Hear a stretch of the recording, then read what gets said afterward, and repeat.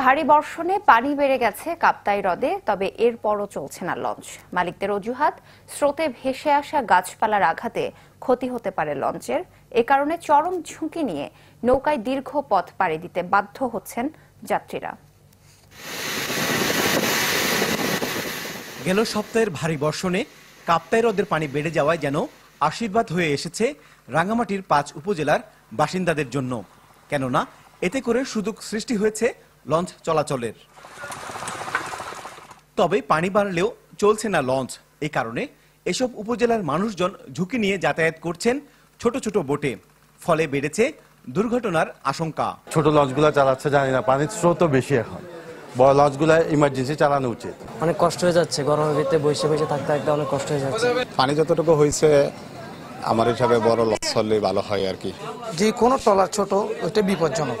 অবশ্যই লেস হচ্ছে, তারপরে আল্লাহর উপরে নির্ভর করে চালাচ্ছে আর কি। লোকগুলো বেঁচে থাকবে না চালাইলে। বৃষ্টি পড়ার পর পানি নামতেছে, এখন লঞ্চ চালাইলে আমাদের জন্য রিস্ক।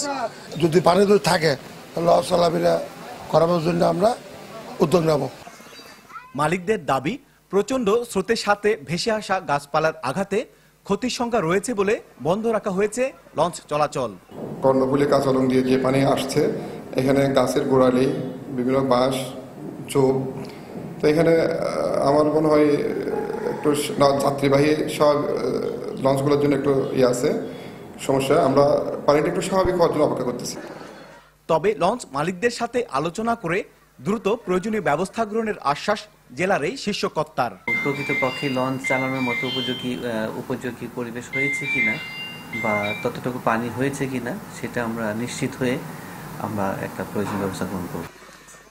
রাঙ্গামাটির বাগাইছড়ি, লংগুদু, বরকল, জুরাইছড়ি ও বিলাইছড়ি উপজেলার ৪ লাখ মানুষের যোগাযোগের একমাত্র মাধ্যম এই নৌপথ। এই পথে চলাচল করে ১৫টি লঞ্চ। জিয়াউল হক, চ্যানেল 24, রাঙ্গামাটি।